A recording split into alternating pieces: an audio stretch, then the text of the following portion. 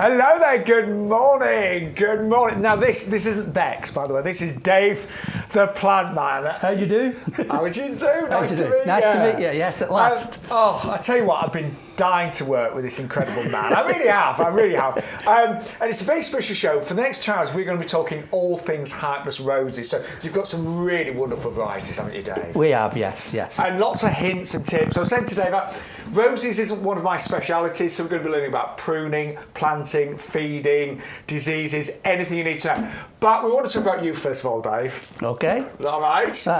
Yes. I mean, you've got a huge following on social media, but everything I've watched, but you're right down to earth, aren't you? Yes. Well, I've been in the horticultural industry for about 45 years. Wow. I left school, went to a garden centre, then went to college, went to horticultural college, and then suddenly realised that I was good at it. It was something, I wasn't really that academic. I didn't realise at the time I was dyslexic.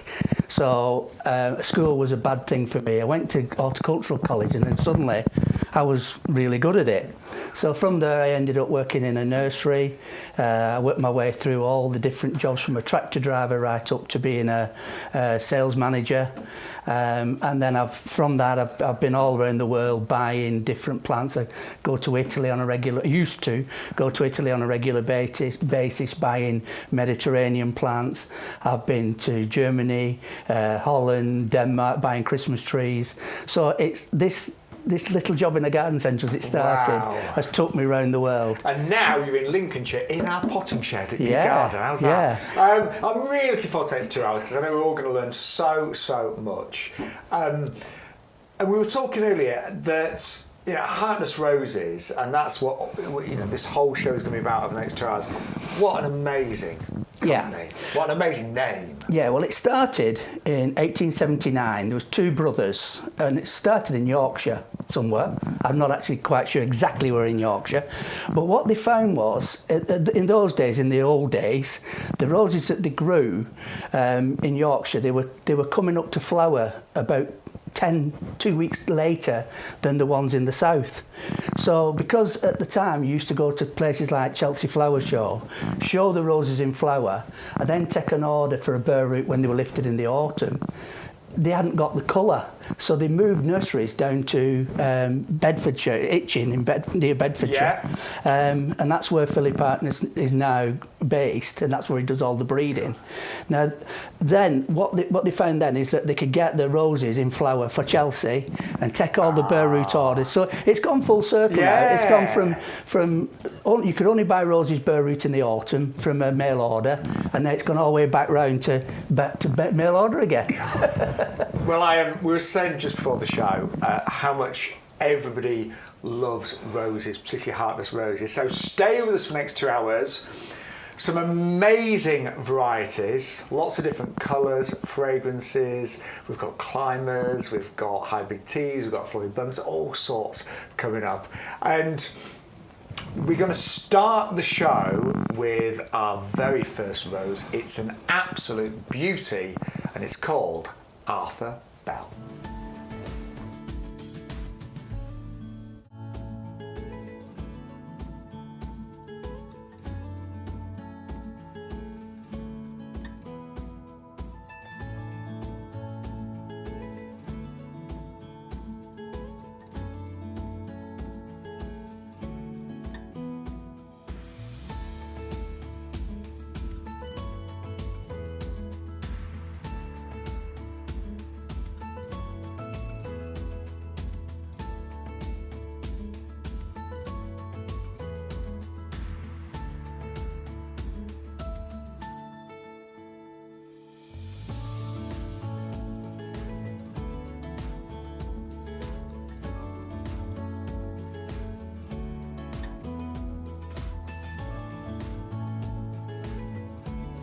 Yeah, so Dave the Plantman is going to be talking about our very first rose, Arthur Bell.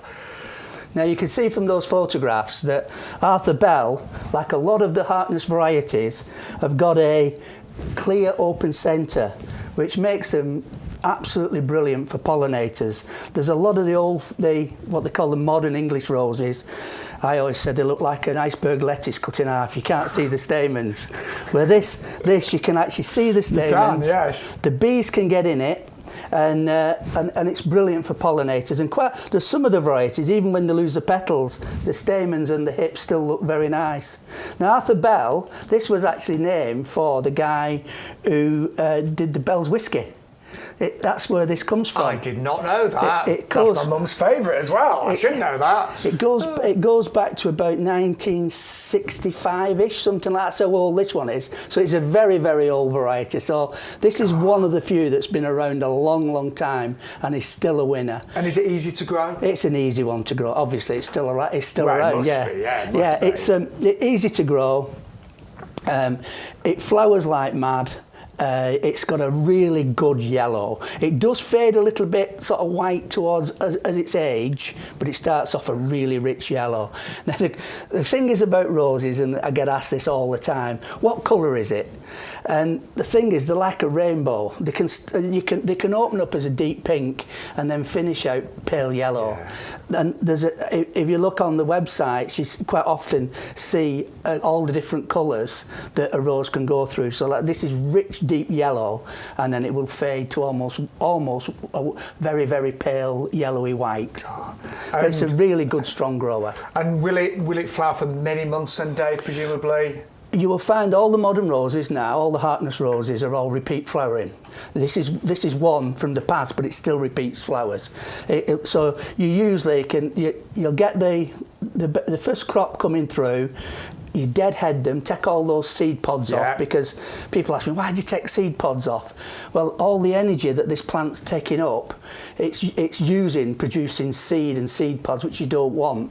So as long as you deadhead them, it will then get it to put more shoots on, and then you'll get another crop of flowers, and then if you deadhead that, it'll do another crop, and it just keeps going. If we had longer summers, they would flower all year round. Well, we might have a long summer this year. And are they a good cut rose as well? Because I love roses inside. Yes, yeah. I mean, what you want if you're looking at the cut roses, what you want to be looking for are the taller ones. And we've got some coming up actually. And there will be some tall, great. yeah. And obviously there is a good one coming up as well, which has almost got a thorn-free stem, which is an ideal for cut roses. So, do you know, it's going to be such a lovely 2 hours with Dave the Plantman, isn't it? It's going to be great. And I know when it comes to rose growing, we all have questions. Pruning, feeding, how to plant them, and we're going to cover potted roses and bare roots as well. And if you've got any questions for Dave the Plantman, any questions, as ever, we would love to hear from you. So you can email us, of course, at ygtv@yougarden.com, or you can put some messages on the Facebook chat and the YouTube chat as well. And Rebecca has just messaged saying this is the first rose that she ever planted. Oh, wow. And we were saying, Dave, for many people, roses do tell a story in their garden. That's right, yeah. I mean, I go to Chelsea Flower Show, Hampton Court Flower Show. I'm going to Tatton Park this year. Oh, lovely. And what I love about standing on the Harkness stand is that we've got some of the varieties which are really fragrant. And do you remember the Bisto kids who used to float in? Yeah. Well, I can see ladies from about 20 feet away, and they sort of float in and home in on the scent. And they say, oh, that just reminds me of my grandma's. Yeah. Well, I remember my grandma loved her roses, bless her, she really did. So there's a lot of nostalgia, linked with roses. So that was our very first rose, Arthur Bell. But we're going to move on to our next rose, which is another beauty, and it's called Chandos Beauty.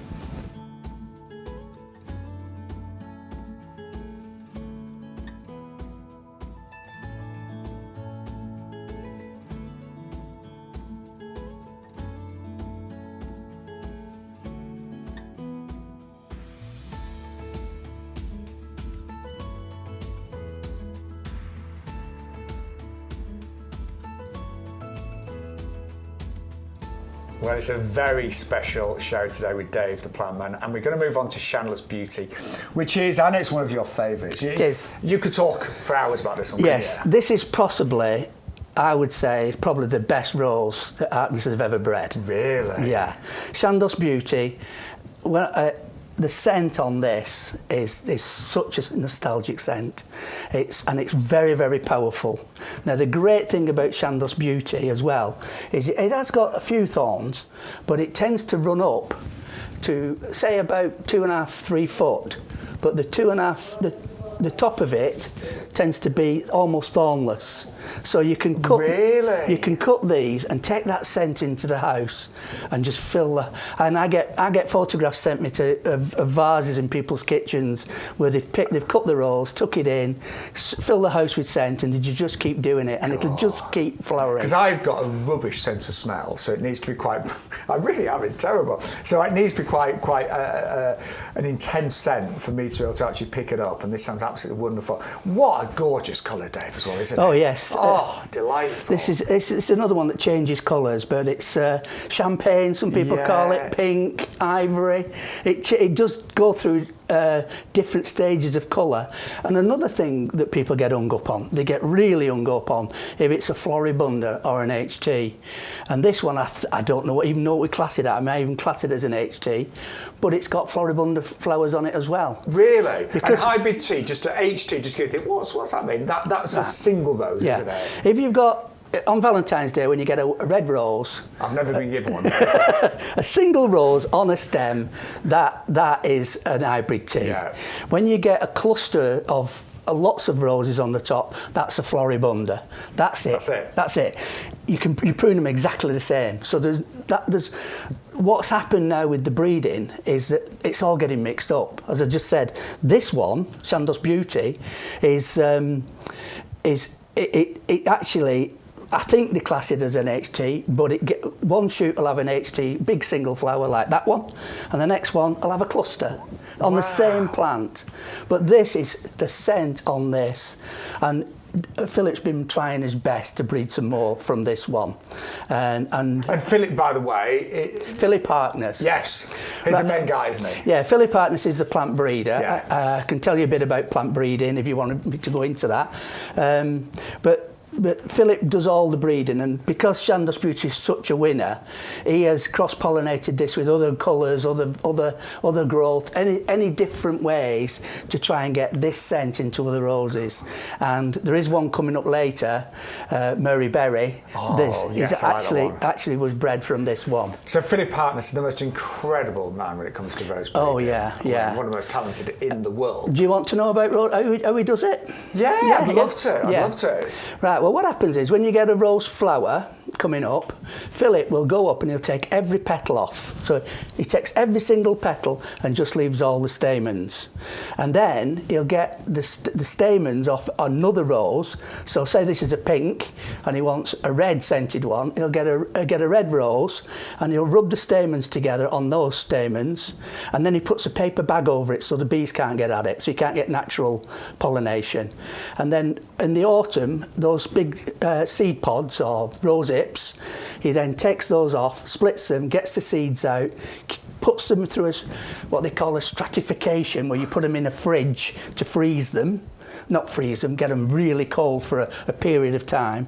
And then in January, he sows all the seeds. And out of, I think he said it was something like 45,000 seedlings it takes to find a good rose. Most of them... To find what? To find a good one, yes. God. So he's doing 45,000 seedlings every year. Just to get one good one. And a real winner like this. I mean, there are other ones that come through that may not be as good, but they're still good roses. Or they look like something else. It's still a good rose, but it looks like that one, so there's no room to market it. So, out of all the roses that Harkness have bred, you'd class this as the one. The one. Yeah, definitely. Oh, I want this one. I haven't got this one. I've got actually. it. I have. I presume you would have, Dave. I've planted it right next to where we parked the car, so when we open the door, you get that waft of scent coming into the car. And I've put Murray Berry next to it as well, so I've got both of them growing together. Beautiful. But and again, really easy to grow. Easy to grow. Yes, very easy to grow. Most of these roses are all get to about sort of 2.5, 3 foot. You prune, if it doesn't matter if it's to a floribunda, you prune them all the same. As long as you feed them, and go on to feeding later on, as long as you feed them at the right time and give them everything they need and give them plenty of water and don't let them dry out. That's the secret with roses. If they get stressed at the roots, then they will get they will start getting diseases. But in general, we can say all Hartness roses are repeat flowering, easy to grow. Yeah. Disease resistant. Well, going back to the disease resistant and the breeding, he's now stopped using chemicals in his breeding programme. So out of those 40,000 seedlings, if anything get any disease, they get thrown away.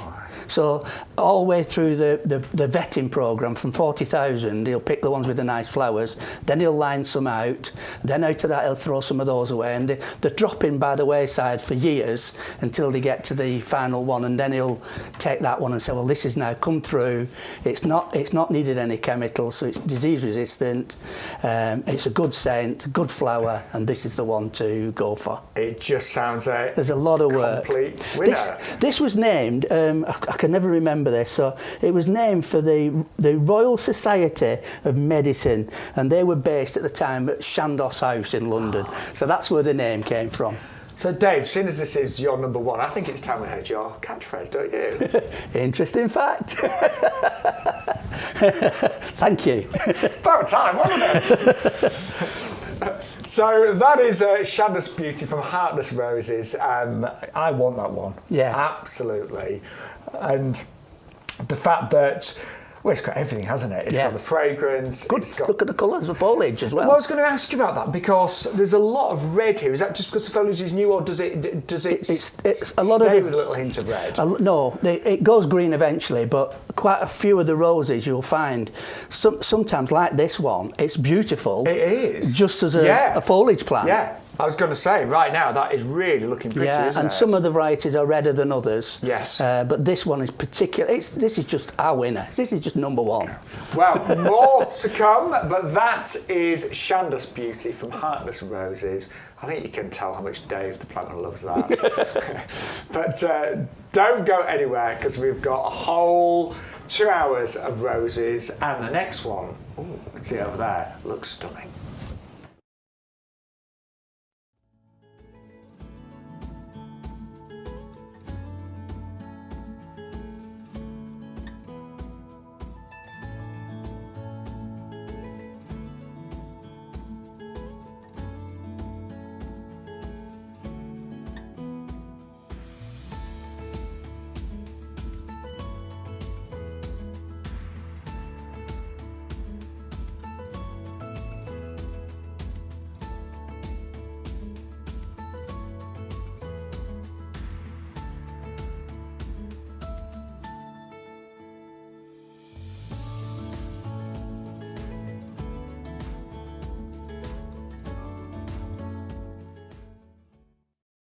Well, we're joined now by Clara Marshall, that's a rose of course, and Dave the Plantman with us right now, there he is.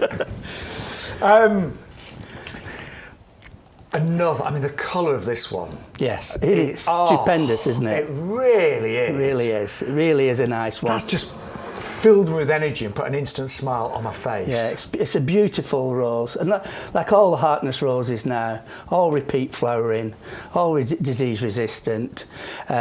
This one was actually named after Clara Marshall was a young girl who died quite tragically, and James Marshall was the man who asked Philip, who knew Philip, and Philip named this one for his daughter. So this is in memory of Clara Marshall. So her name lives on. So, but it is a really good. It's very scented, repeat flowering. It's got a lot going for it. And the pink that we're seeing here, it's very vibrant. Does it again? Will this fade to something a little bit more subtle? Or? They all change. All roses change. They can start off being a very dark bud, and then as they open, and they change shape as well. They'll start out looking like a normal rose, and then they open almost like a tree peony. But I love that journey, don't you? Oh yeah, and they change colours, they change shape. Every day they're completely different. So I do get asked a lot about the colours, and the way the colours change is. Now I've got my garden's fairly new. It's about 3.5 years old, and I've got roses kind of dotted around. Do you think they look better planted together or with other plants? Have you got any tips there, Dave? No, not really. You just treat it like any other plant. They don't like to be in a place where there's not good air movement. They like to have fresh air blowing through the leaves. And when I go into pruning later, I'll be explaining about how you prune to get the fresh air through the leaves. Right. To keep, so as long as they're not in a place where they don't get sun, they like a lot of sun. I mean, they'd love it on a patio in Spain next to a swimming pool. Yeah. That would be perfect. Well, we would all love to go there, wouldn't we? I'll join Clara Marshall by the swimming pool in Spain. Hot, sunny, dry. That's what they like. And what about pots? Something like this, would that grow well in a pot? Would most of the roses grow well in pots? They will grow well in pots. You do need to put a loam in with the compost. So that's a soil. You can use garden soil. Yeah. So you could get your compost, mix some garden soil with it, and that. And would you mix it all together? Yeah, then? yeah. Put some just normal soil in, and you'll find that gives the plant a buffer. Roses don't like being dry at the roots. If they get dry at the roots, they get stressed. If they get stressed, they're then prone to getting things. So if you keep them with a nice cool root run, so although they like the heads in the sun, they like a nice cool wet root. So it's like being in a swimming pool where your head in the sun just stood in the cool water. Yeah? That's right. Yeah, yeah. And so I'm back in Spain. And clay. People say, "Oh, I've got clay soil." Clay soil, as long as it's well drained, is probably the best soil you can get. It's got so many minuscule particles, because clay is like talcum powder. It's actually crushed up rock that comes from the ice age, from the glaciers, and it's rubbed all the rocks together, turned them into talcum powder, and that's what clay is. Well, I'm going to tell my friend Bex, and I'll present to share with me. And she always complains about her clay, so I keep telling her, like, no, it's so good. When you pot in your roses, put some lumps of clay in, because the roots will get in and find into that clay, and clay holds nutrients, and clay will also hold moisture, so it'll be a great buffer to stop it drying out at the roots. That's great to know, actually. It's an interesting fact. It is, and there's going to be many more to come, I'll tell you. So again, this would grow to about two. All the bush roses, we call them bush roses now. We're trying to get away from the HT and Floribunda now. These are bush roses, so they all get to about, say, 3 foot, really. And a rose like this, will we get lots of flowers this year, Dave? Yes, all the Harkness roses are repeat flowering. So as I was saying, you just keep taking the dead heads off, and as long as you keep deadhead in it, and as long as it's got the sunshine on it, it will just keep flowering and flowering and flowering. And if we didn't get a winter, it would probably flower till Christmas Day. What is interesting with climate change as well, I live in the middle of the country, and I have had the odd random rose even in December. Oh yeah. I mean, not lots, but the odd one just pops up. Yeah, they'll keep going as long. And so it's maybe a silly question. What kind of life span would a rose like this have? In the garden, easily 25 years. Really? Yeah. So. God, yeah. Easily. Yeah. So. Even I'll be collecting a pension again, stood at Chelsea, the amount of people have come back and said, I've got a rose that I bought a house, and this rose has been at the bottom of the garden, and it's got a big thick gnarly trunk on the bottom, and it must be longer than for 25 years. So the value actually when you buy and invest in a Harkness rose that could give you pleasure for a quarter of a century, it's incredible, isn't it? Easily, yes. Yeah. And the pleasure that people get from it.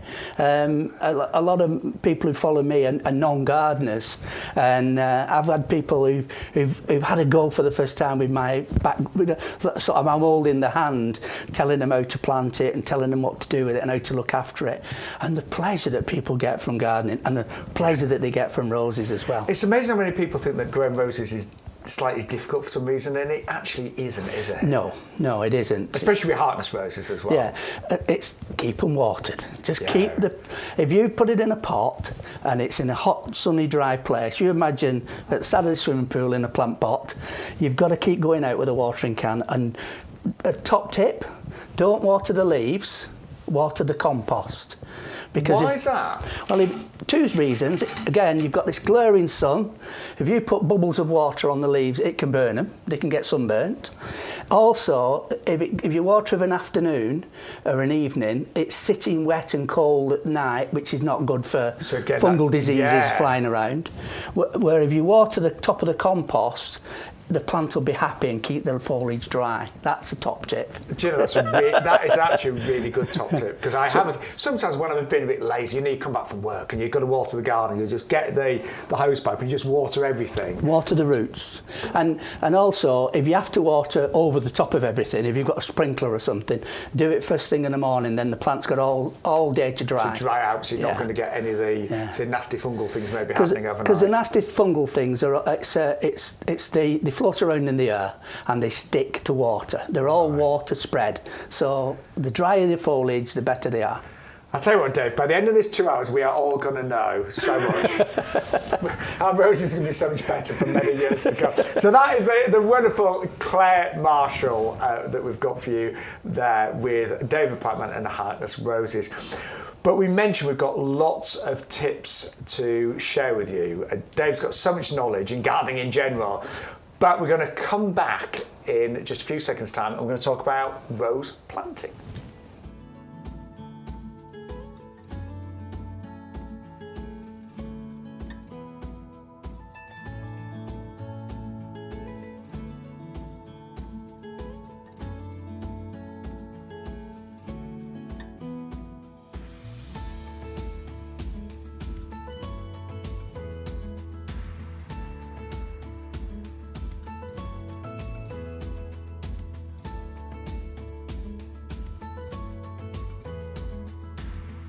So welcome back to, of course, a special show with Heartless Roses and Dave the Plantman. We're going to talk about planting, and actually we're already getting, there's all questions about bare roots, potted roses, how would you plant them? Okay. So where do you want to start, bare roots or potted? Let's start with potted. First of all, when you get your plant, put it in a trough of water or a bucket of water and make sure that the root ball is absolutely sodden, wet. So would you take it out of the pot? No. Just drop it. that in some water, in a bucket of water, and make sure that the root ball is wet right into the centre. And then you dig a hole that's roughly twice the size of that pot, or maybe 3 times. Okay, so twice the width and twice the depth? So let me can I move this ball over here? Of course you can. So, don't worry, we haven't stuck it down. If it was me, I'd dig an hole as big as that plant pot, and I'd dig it as deep as that plant pot. As big as a saucer and as deep as a plant pot. Now the top trick with any plant is the soil level where it's been growing in the nursery. That's got to be level with your soil level in your garden. So don't suddenly plant it like that. Don't plant it too deep, no. It's better too deep than too shallow, but plant it if you can exactly where it was planted before, because that's where it's used to living. And then you dig your hole, and then you put all your soil from your hole round the outside of the hole, and then get some nice compost and put a 50-50 compost and soil mix, and mix it all together. Put some back in the hole and then sit your plant in so that the level of the soil is level with the side of the soil level in the garden. And then put your mix of compost. You see, your compost has got all the feed in it. Yes. And most of the compost now, they've got sort of 6 to 12 months feed that will give this a good start. And we've got YouGarden, we've got our premium professional compost, which is great, I know, for roses, but that's got 6 months feed in. Yeah, and the good thing about that one as well, that this is the one that's growing in here, it's got wood chip in it. Now, wood chip does allow that drainage, because they don't like being sat in water, and they don't like being dry. It's that happy medium. So you put your plant in, and so there's a little bit of compost on the bottom. You've put your plant in, you've mixed your soil and compost here. Now the reason I like mixing soil and compost is because the soil holds the nutrients and holds the water. And that gives you the buffer against drying out. The compost, it opens the soil up, and it also has the feed in it, so that's why you want the 2. And then you fill it all in, and you really pack it in. I was going to ask that. Yeah. Do you really like pack it in as hard as you can? You imagine this plant's been growing in the ground. It wants to go back into the ground, and so you can't overpack it. What you can do is, if you don't overpack it, you can leave air spaces, and the roots can't live in air spaces. They need to be touching something, and also air spaces can fill up with water. Yeah, of course. And air spaces are just a void where the plant can't live. So you pack it in really tight, you firm it down, and then, this is what I say to everybody, get a full watering can, 2 gallon in my day, and just absolutely drown the thing. Now, it's already wet when you planted it, and then when I put in all that water on, it presses all that water to the roots of the tree and then gets it growing. Great. And any months to avoid planting a rose in a pot? Nope. The only difference between planting in summer and planting in winter is it's more work to look after. If you plant a rose that's in full leaf in summer, you've got to... You're constantly watering, aren't you? You've got to pretend that plant has... You're not pretending. The root has only got 3 litres of the rose has only got 3 litres of root. Now, if you had that on your patio, you'd be watering it every other day. Yeah. People plant them and go, planted it. Hang on, it's still only got 3 litres of roots yet. You should keep in dry weather, you should keep on top of the watering right up to when it sheds its leaves. Now, all plants, as they shed the leaves, all the food goes back down into the roots, and they put all the roots out in October. So that's a good time to be moving or planting bare root roses at the back end when the soil's warm. Brilliant. Now, talking about root roses, we've got one down here. So how do we plant a bare root compared to a potted rose? So the bare root is very similar. You plant it again where it's come out of the ground. So this is where the actual tea bud went onto the rootstock. So you've 2 roses here. This is the rootstock, which grows from seed. And then the variety grows from buds. So they'll take a bud off one of these and tea bud it onto the rootstock. And that's why you're better to, if you ever see a shoot coming out of here, and used to be the rule of thumb, if it had 7 leaflets, it was a sucker. It's the old wild rose trying to grow again. Yeah. That's what a sucker is. But you do exactly the same. You dig an hole, a good size hole, you mix the compost and the soil together, you put the rose in so it's sat at the same level as the soil level here, and then you pack it in, and this has got no root ball around it now, so you've really got to firm it in hard, and you will get a settling as well. So you can plant it a little bit deep because it will set, the soil will settle round, and the thing will pop up if you're not careful. And am I right with saying again, with a bare root, Dave, you give it a really good drink before you plant it? I forgot to say that. Yes. If I got this, so I'm here, Dave. I'm watching you. If I got this through the post, the first thing I'd do is put that in a bucket of water and leave it soaking. Let the roots. Do you do it overnight or just you can do. Hours? You can do a few hours. I mean, normally it would come in the post. You put it in a bucket of water and you leave it until you get around to planting it, and then as soon as you can, take it out of the water, plant it, and then once you've filled the hole up full of soil, you then put your 2 gallon of water on it, and absolutely get the soil stuck to those roots, and so it can start rooting through. Jim, that's a really good tip. I think many people when they plant roses just don't initially water it enough, do they? To give it a little sprinkle. And don't forget, this is bare root, so it's going to need looking after. Yeah. This is a baby, really. You've got to give it some TLC, otherwise, you know, it will grow very easily, but you've got to make sure it doesn't dry out. Yeah. Now with this one, don't go on a world cruise when you've just planted it. Now with this one, I'd actually prune it as well, because you've got this much root and this much top, and all plants, I'll just show you my usual. That's your root. Yeah. That's your top, and all plants are equal.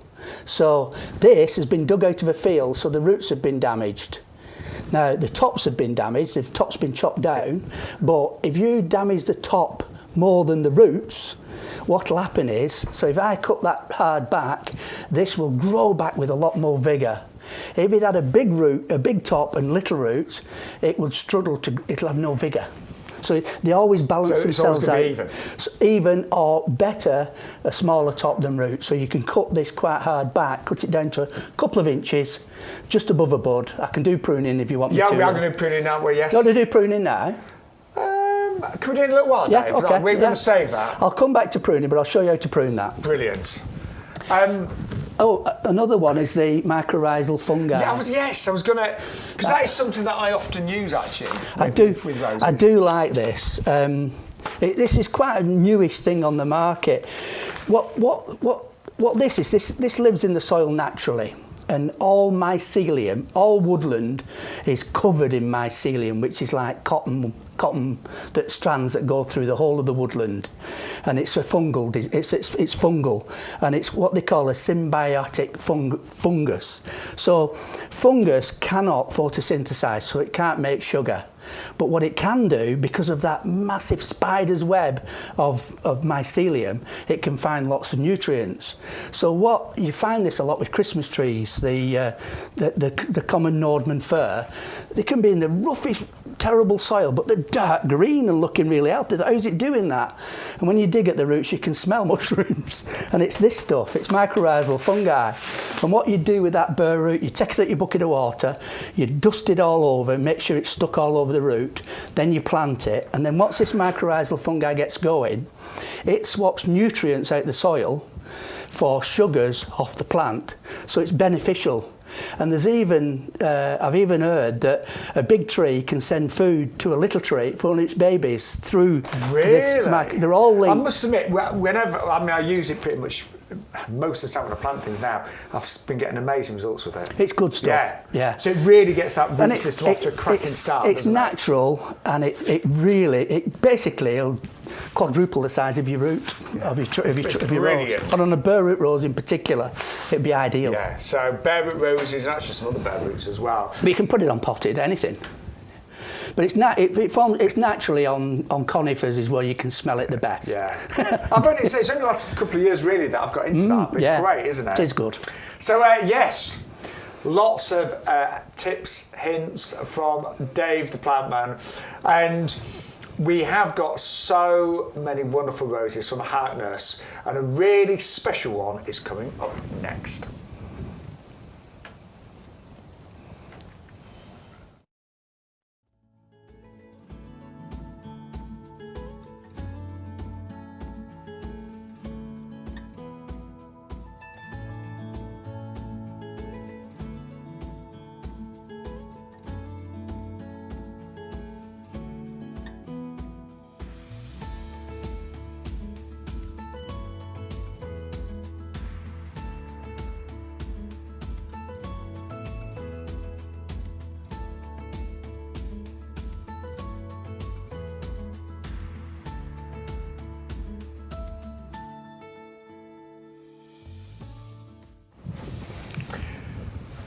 What a wonderful show we've got for you today. It's all about Harkness roses. Dave the Plantman is with us. You're going to learn so much. We've had some people saying already, Dave, oh, my only problem is that I'm getting room for more roses. There's always room for more roses. There's always more pots you can get. Get in a pot. But first time to have a climbing rose. Yes. I haven't got any climbing roses, but I'm planning on getting some because I love it when you walk into a garden, you see climbing roses over an archway, a pagoda, something like this. This one's called Compassion, isn't it? Yes, this one in its day was a revolution. This is the first of the modern repeat flowering climbing roses. Really? So when was this first bred, Dave? Can you remember? I think it was 1972, or something like that, early 70s Early anyway. 70s. Yeah. And so when this came out, it was like, whoa, a climber that's repeat flowering. And now most of the Harkness roses are repeat flowering, but this broke them all. So in the old days, a climbing rose would just flower for a very short time and then that was it? Yeah, and you get things like shrub roses, like Rambling Rector and things like that. They'll go up to 20 feet and they just go poof. They're lovely, but they're lovely for a few days. where these will go up and it gets an absolute mass of flowers. It's really, really scented, and it's been kept in the range since '72, which means it's a winner. It still is a good rose. Mass, so that's what, 52 years? Yeah. Wow. Now, what's good about the repeat flowering ones, and it's the abundance of flowers as well. So we're talking like hundreds, are we, Dave? Oh yeah. It depends how big you let it get. Yeah. I mean, it'll get to sort of 2.5 meters, 3 meters wide, and it will just get smothered in flowers. And as long as you keep deadheading it, it'll keep flowering. You keep deadheading it, and it'll keep flowering. So I've got an image now of my garden having this. I'll think about this getting a sort of pagoda built, because I'm quite fair, so I need like a bit of shade myself during the summer. So I'm just imagining this climbing over that, and I'd have flowers literally all summer long. Not just the flowers, the scent. The scent. This is the scent with this one. This is a really, really good scented rose. It's an absolute winner. It really is. And let's have a look at the colour. So it's like, again, you're saying that obviously it will change slightly as the roses age, but I can see pinks and a little bit of peach in there as well. Yeah, they change. I've said it I don't know how many times, they will just keep changing colours as they get with age. They can come out really dark pink and then fade through to peach and all different colours. But it's the scent and the pollinators that it brings into your garden.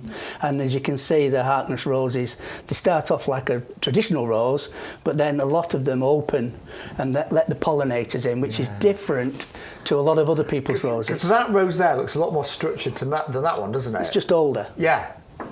Starts off very tight, like a normal. I don't know if you can. It's a bit like humans, isn't it? Everything starts tight, like our skin, and then it goes. and as the days go by, it starts opening, and then it's opened a bit more. And then quite often you'll get a dark centre, you'll get a different colour in the centre, but it's the stamens that the bees can get at, and that's what's different about a lot of the Harkness roses, is they will open fully, and you see the stamens for the bees, for the bees and the pollinators. So with a climbing rose, will it take?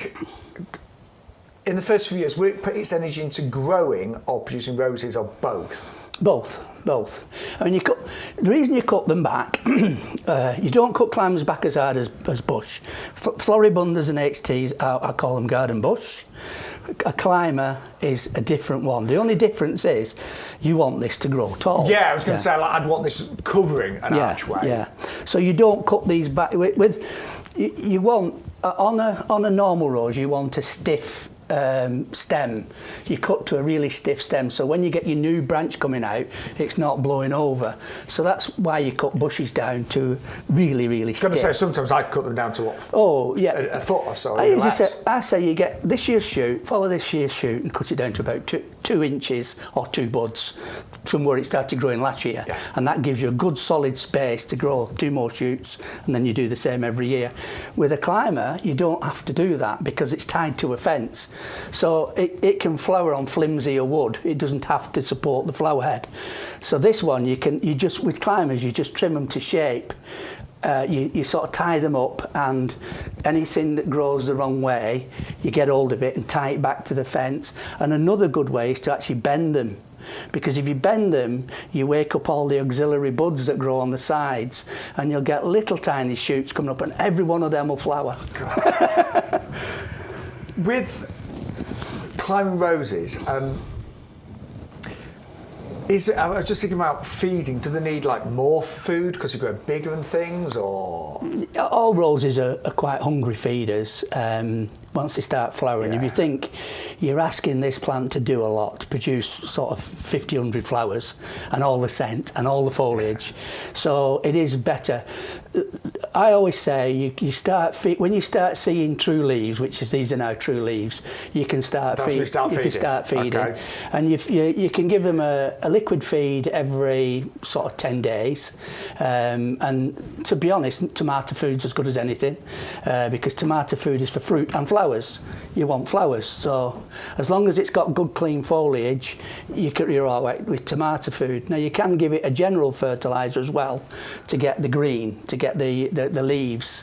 So you can sprinkle some slow release general fertiliser around the bottom.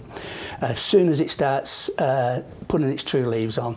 And then when you start seeing the buds coming, that's when this plant's going to be at its most stressed. It's going to need all the water, all the feed. It's going to produce all those flowers. You must make sure it's got enough to drink and to eat to give it that strength. They're like humans, aren't they? It's like looking after your cat. Yeah. Except these can't meow, but they can scratch. Oh, yeah. So that is a beautiful climbing rose called Compassion. I really like the sound of that one. Oh, I forgot something about Compassion. So this is quite good for a shadier wall. It won't live on a north. Yeah, it won't live on a north wall, but this one, out of most of the climbers, most roses love it full sun.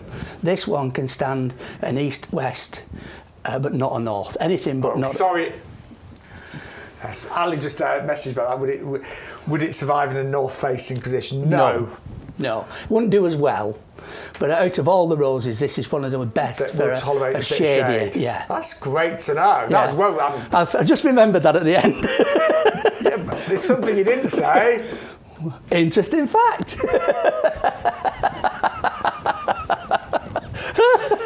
Can't believe you missed that. That was a great interesting fact. So that's Compassion, wonderful climbing rose, and I love what Dave's just told us, that the fact that it will tolerate part shade as well, because that is one of the main problems. A lot of roses like full sun. This one will tolerate part shade. So stay with us. We have got a whole couple of hours, a whole special show all about heartless roses, and best of all, we are joined by the legendary Dave the Plantman.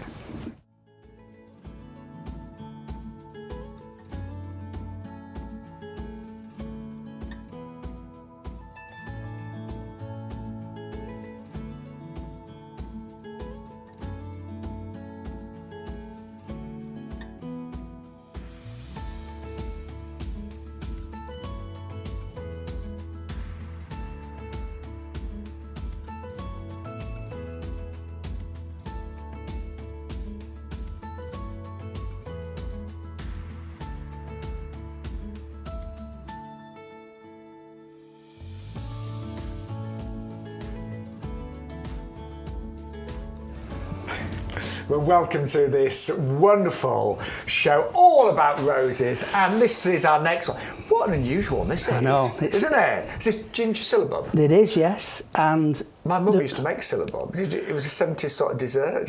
Do you never had it? No, I'm not that posh. Oh, I was going to say, well, hey, listen, I'm from the north as well. So we only had it on special occasions. It was like Christmas, and Mum said, "I'm going to make us a syllabub for Christmas." No. If I remember right, it's cream and boozy, if I remember rightly. It was anyway, carnation milk and tin peaches. Tin peaches, I remember that. That was a highlight. And Bird's Delight. It's all coming back, isn't it? Now, ginger syllabub. I was talking to Philip Hartness about this one the other day, and I said, "Where did you get that name from?" And he said it looked good enough to eat. And that's so it's the colour. It has got a spicy fragrance, but if you I don't know if you know this, but interesting fact coming up. Most of the roses you can eat. The petals are edible, and this one is edible, but you've not to eat them if you spray it with any chemicals. No. So as long as you don't use chemicals on them, you can eat. So most roses, you can eat the petals, and what do they taste like normally? I don't think I've heard. Lettuce. Yeah. But you do get the scent. If they've got the scent at the bottom.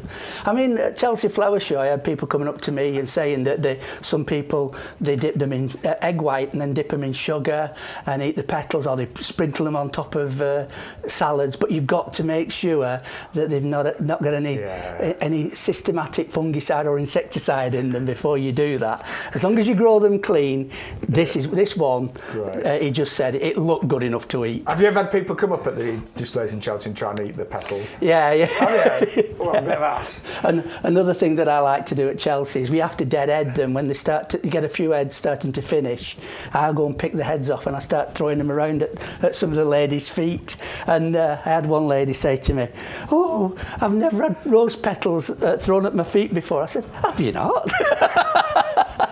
But the Harkness stand is always covered with petals on day 2, where I throw them all over the floor. It's a shame, they're lovely. Yeah. I think I'll have to come this year. Right, so you were saying nice fragrance with this one? Yes, yeah, it's got a medium fragrance. It's not one of the strongest ones.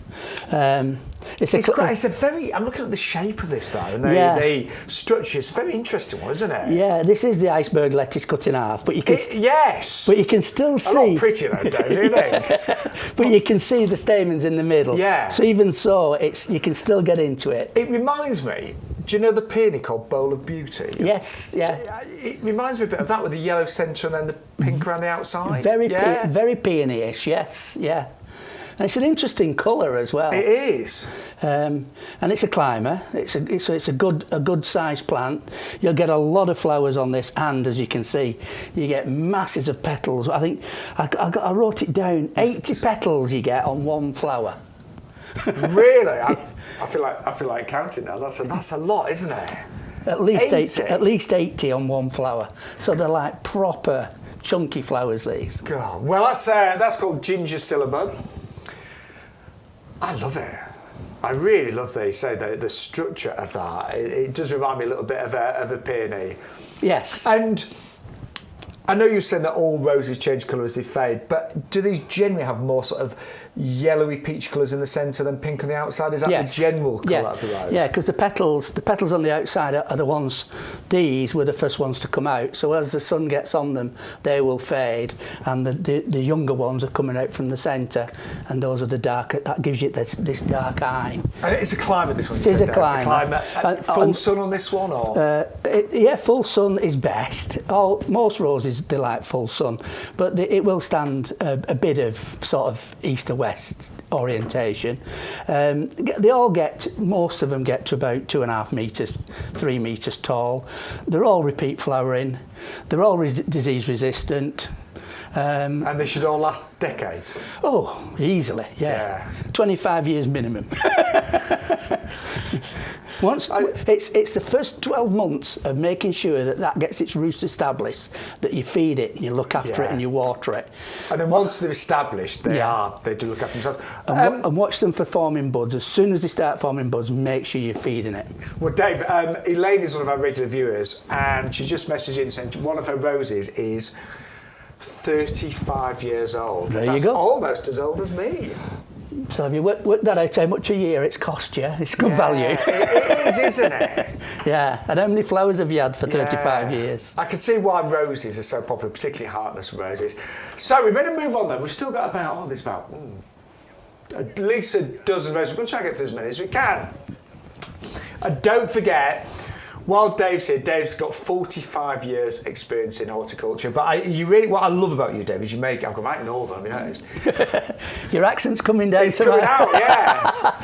It is. What I love about it is because I'm from York. I lived in Leeds for ages. But you really make things easy to understand. Thank you. I like that. Thank you. I try to. Yeah, you do. And I always think I don't like it when there's a sort of a snobbery attached to gardening. I run a garden club, and I make it accessible to everybody. Yes. A member came up to me the other day and said, Shaun, she goes, I hope you don't remember me saying, but I don't really know anything about gardening. I don't do a lot of gardening, but I'd like to, but I just love coming to the club. I said, great. Well, I love it when I get somebody who said, I can't grow anything, and then I tell them what to do, and then they send me pictures of what they've done, and they go, look at this, and wow. It's lovely, isn't it? And I did a demonstration on how to plant bulbs last year in a pot, and the amount of pleasure I've had back from people saying, I did what you said, look at me bulbs. It's lovely, isn't it? Yeah, because, I've been in gardening all my life, or horticulture all my life, and it's given me a good living and a good life. And my son was saying, and my daughter, they're saying, you should write a book, you should put all your knowledge into something. And that's why I started to doing the social media, to try and get all this knowledge out of here and get it into other people, and get them gardening. And Dave, I watched some of your reels, and literally within 30 seconds, 45 seconds, I've learned something. Yeah. And we all, no matter how much knowledge you've got with gardening, you're always learning, aren't you? Yeah. Even me, like 45 years of horticulture, and I don't don't know everything. I definitely It's impossible to, isn't it? I know everything about the basics of everything, but when you start going down a wormhole on specialist roses, specialist rhododendrons, and gone. It's impossible to know everything, but the great thing is, by the end of the show, you'll know an awful lot more about roses, you really will. But we've got another beautiful rose coming up next from Harkness, and it's called Penny Lane.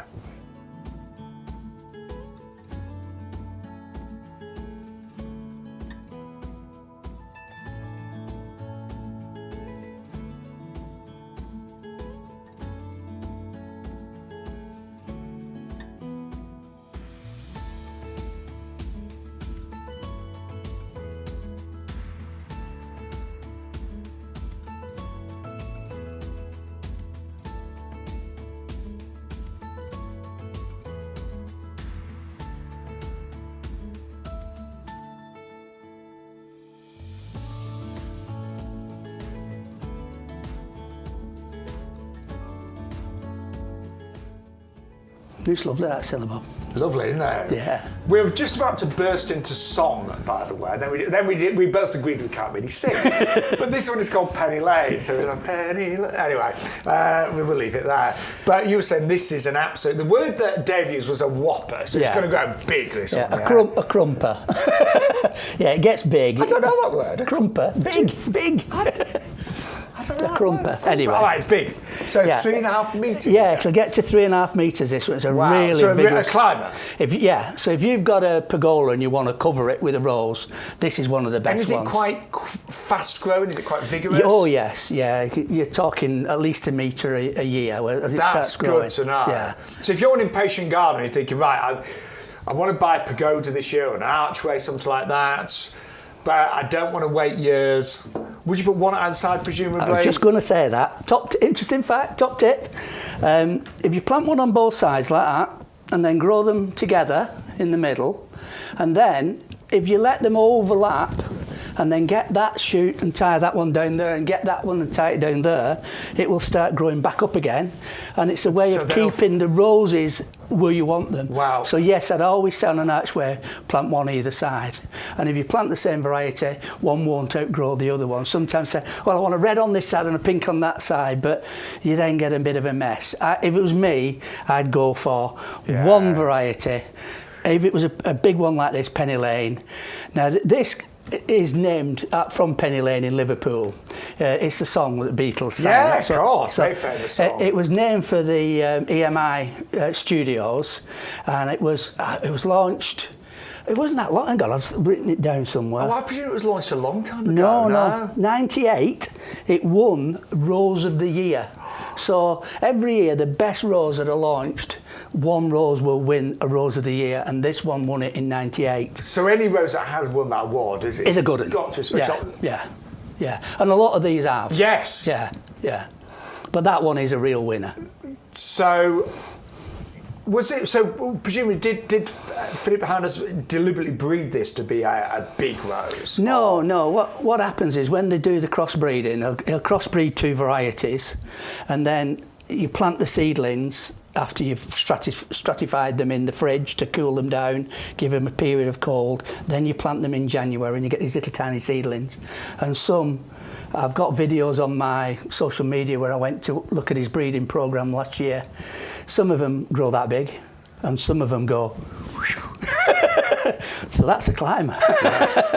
So this one went. Yes. Yeah. And then he looks at the flowers. He looks at the health. He doesn't use any insecticides or doesn't use anything for fungal diseases in his actual breeding program.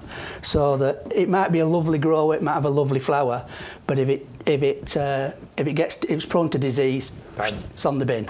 And he's just constantly, from 40-odd thousand, he's constantly throwing them away and weeding out ones until he's got a range of good ones that get launched. And that is why it's fair to say every single Harkness rose is outstanding quality. They're true performers, they're repeat flying, they're disease resistant, and they're easy to grow. The colour of this, it looks to me like a bit of a blush pink. Yes. Very pretty. Yeah. And do we get any fragrance with this one, do you know, It's medium fragrance, Medium? this one, but I always get drawn on the colours because of the way they fade. They change constantly. So it might start off like a really dark pink and then open up a lot paler as the sun gets at it. But no, it's a really good rose, this one. Really good. For me, and I haven't got any climbing roses yet, and I am a bit impatient, I'll be honest. I am. I think it's something I prefer to wait for. But if I'm buying an arch or something, and I just want it to be as... It'll flower. Yeah, I want it to be covered in roses as quickly as possible. Yeah. So it will flower, obviously, first year? Yeah, it'll flower first year. They all flower, they reckon, from once they start growing like that, you're talking about 5 weeks to get a flower on it. Really? And then when you take that flower off, you've got another 5 weeks, then another 5 weeks. That's what I was saying. If the summers were longer, it would keep going. Just keep going and going and going. Well, let's hope. Right up to Christmas. I've had roses at Christmas. Yeah. I've had like one or two sometimes in December. But I like the fact that it will grow quickly, that it will grow to 3.5 metres. I like your advice about putting if you're doing something like an archway, putting the same rose at either side. And I have seen, you're right, I've seen people have a different variety of rose either side, and eventually one does sometimes overtake, doesn't it? So, but you also get a burr bum, I always say. A what? A burr bum. They go dead. Oh, no flowers at the bottom, is that what you mean? Yeah. Because all the growth's at the top. So, because people are rushing, I want it up there quick, so they don't build it up at the base. The slower you get it up there, the more framework you'll get and the more little shoots you'll get. So bending stems, if you bend a stem, you wake up all those auxiliary buds, and all those auxiliary buds will all become flowers. Where if you let it grow, it'll just flower at the terminal bud right at the top. So if you want to avoid having a bare bum, that's the advice you give. So that's what I'm saying. If you get them to cross over, let them grow out to towards the garden, and then bend them down and tie them in. They'll then turn and grow back up again, so you get green at the base of both. I like that. Right, I'm going to remember that. Don't get a burr bum. I've had one of those on the show before. No, seriously, I knocked something over, went to pick it up, and it was on the Christmas bloopers because my jeans fell down. That's why I've got my dungarees. I need some of that. Right, that was a Penny Lane stunning climber. But do stay with us. This is a very special show, all about Heartless Roses. So every rose is from Heartless Roses. Dave the Plantman is with us. He's got a wealth of knowledge. Pretty much he knows something about everything when it comes to gardening, and does, of course, work for Heartless Roses as well. But there's something that we all, I think, worry about sometimes when it comes to roses, and it's pruning. So we're coming back in a few seconds' time with some pruning tips.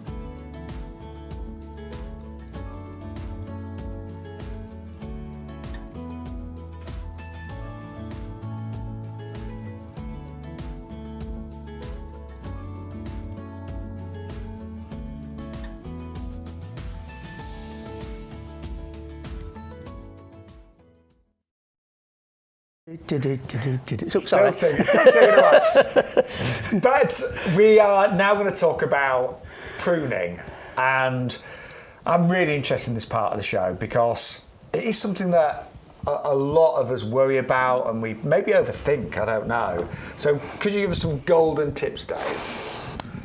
Right. Simple rule. Simple rule. Yeah, make it easy for us. You don't want the rose to grow off a very flimsy, thin stem. So you want it boing, so that the shoots come off. So you really sturdy, sturdy, strong stick that it can grow from. Okay, so nothing like. So that isn't very good. That one there. No. That. Right now you. Okay.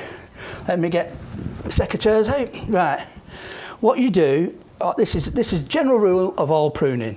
You remove what they call the 3 Ds, which is any dead, damaged or diseased. Now this one doesn't look like it's got a bit of damage there, but I'll be pruning that off anyway. But you remove any dead, damaged, undiseased, and then you remove any weak shoots. So this one, yeah, that was the right thin one, isn't it? We can get that right in. Take it right hard back, because the thinner you take it back, the harder it'll grow back. So get rid of that thing. It's a waste of time. It's not going to do anything. Now, roses like a lot of air movement through them, so that what happens then is that as the wind blows through, you get this. It keeps them from getting any sort of damp and dank conditions. So what you're trying to produce is what they call a wine glass shape. So if you can imagine a wine glass. Oh, I can imagine that very easily, yes. It's hollow in the, well, it's probably full with you, but it's hollow in the middle. Not for long. It's hollow in the middle, and then you've got this cup shape. Yes. So that's what you're trying to produce here. Now, you can see this one, it's starting to wake up already. They're not usually that defined.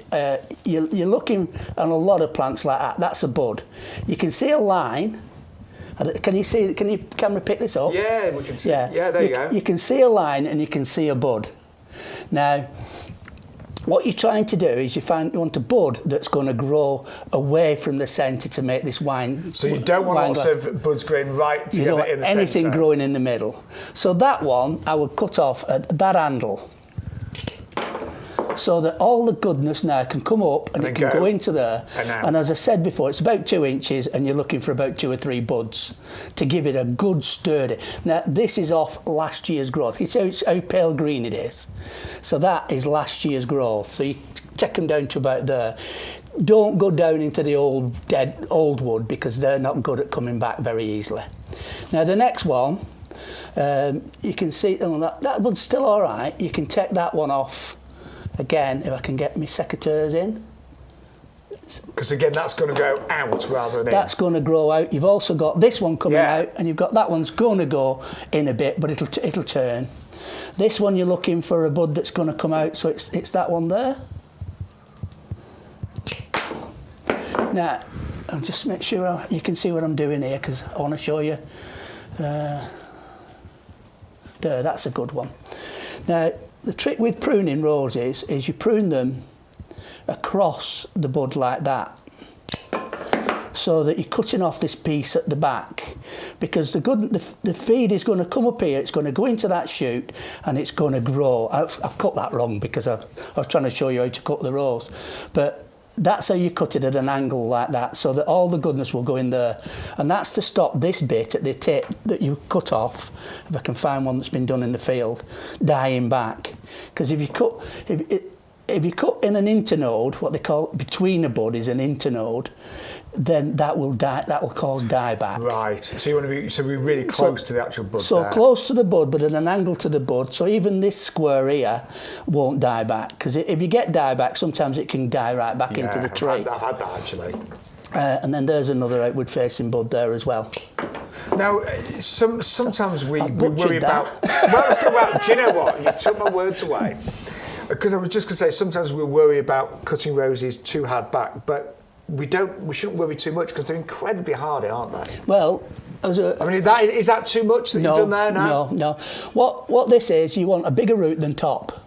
This has been grown in the field, and so it had a bigger root system when it was in the field. It's been dug up, and it was a bigger rose. But the root system always gets damaged when you dig anything up. You can see the roots have been cut as they've been dug out of the soil. So the root system has to be bigger than the top. If you've got a small top and a big root, you will increase its vigour. Yeah. If you have a big top like it was and a small root, it will die back to be equal. They're always top and bottom, always equal. And that's the same rule for roses, anything that you're moving out the garden. If you're damaging the root, damage the top more.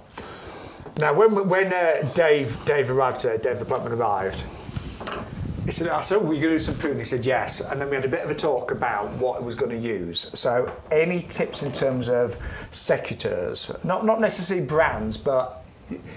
Well, I prefer... Any particular style? Or? These are called the anvil ones. which have got a flat anvil and a blade that hits them. I personally don't like these. I prefer the ones that cross over and give a much cleaner cut. Is that the bypass ones? Yeah. So this blade goes over that blade. Yeah. So this is the sharp bit, and then you've got your sharp blade and they just seem to give a cleaner cut. Now you can also disinfect your secateurs as well, because if you're pruning disease off something and then you go and prune something else, you don't want to be spreading disease around. But I guess just a very simple rule is they need to be sharp, don't they? Yeah. Now I've just told you how the best way, the perfect way of pruning a rose. Now, Westmoreland, I think they're called, Research Station, did a trial on roses, and they did one where they pruned them perfectly, and they did one where they went across with the hedge trimmers. Right, and hands. And there was hardly any difference. Are you serious? You do get... So don't overthink it, is that what you're saying? Yeah. Don't stress too much about it. Dave, we've had a hello come in from Ashley and all the guys at Country Wide Grounds Maters. Oh, hello. They mates yours? Hiya, yeah. Hello. Yes. Yeah, I went down a couple of weeks ago. They've got some really good lads there who are really good at doing ground maintenance, but they'd seen my videos and they wanted some horticultural knowledge. So I went down and give them a year's horticultural knowledge in a day. But it was all things like this. Well, anyway, they learned all about roses today from watching. That's great. But if you look at this one, see that one has been chopped, and that bud died, unfortunately. But that wood could have just died right down. So even on this one now, you can cut it off. It just keeps it tidier and gives it less chance of getting any disease by taking those dead sticks off. So I'm showing you the correct way, but don't worry. The main thing is you've got a stiff stick to grow from. Yes. So anything that's weak, flimsy, bendy, that's what you want to remove. The best thing I've learned from that is a goblet shape as well. I think I don't think I've thought about that enough when I've pruned in the past, but it's keeping that centre nice and open to allow that air flow. Now, you've mentioned diseases. We've had quite a few questions coming in about diseases. Now, do remember that Hartness roses are bred to be disease resistant, but like any rose, they may occasionally get something. And we had a question about black spot. What causes that and how do we control it? Oh, black spot. Right. What causes black spot? Black spot is a fungal disease. Now, black spot is spread by raindrops. So if you've got a rose with a black spot on it, and a raindrop comes down and goes piff, it goes piff, spreads it everywhere. And then it spreads it on the other leaves? So if you get a leaf with a black spot on it, first thing you do, take it off. Take that leaf off. Go and don't throw it in the compost heap, throw that in your dustbin. Get rid of it. Get it out of your garden altogether. Now, in the autumn, it is quite prevalent for plants to get black spot. What you have to do is make sure that you don't leave any leaves on the ground. If you see a leaf with black spot, take it off. Get rid of it. If you see a leaf on the ground, get rid of it. Keep the place clean. Now, what happens then is you do get some spores. If you had a bad infestation, you'll get spores on the stem and you'll get spores on the actual top of the compost, and the raindrops come down and push, splash it again and reinfect. So one thing I do tell people to do is put a nice fresh layer of clean mulch, compost, whatever around your rows, and that stops any spores bouncing back. That clears one up. Great tip. There is a sulphur wash that you can put on, which is just like a powdered sulphur that you can mix with water, and that helps it. That stops it coming back. But I always say that prevention is better than cure. If you keep the place clean, you don't let it get infested with black spot. Pull any black spot leaves off, and you can even, if you get a really bad infestation, cut the thing back and start it again. Get rid of it all. So get rid of the whole lot, just cut it down to bare stems. Take it back to spring. Wow. And get rid of all the black spot and start it clean.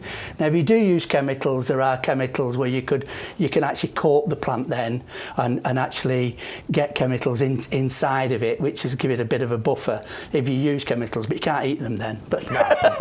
Now, I'll tell you a really good story about old roses.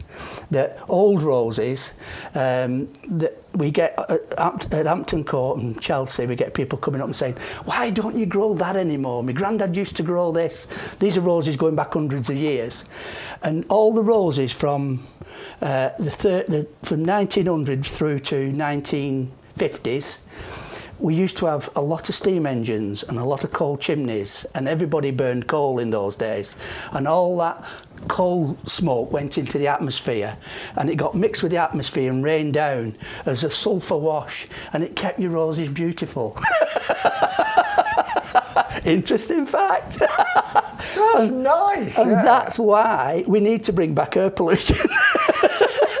I mean, jokes apart, that makes sense actually. Yeah, and that's not to bring back air pollution, obviously, but no, that amount of sulphur. Because all the steam engines, factories, everything burned coal. Yeah. All that coal went into the atmosphere. It came down as a sulphur wash, and it kept all those varieties lovely. Those varieties won't grow in this clean environment. That's why we're having to breed new ones now that can stand this beautiful clean air we're breathing. I think you should say it again.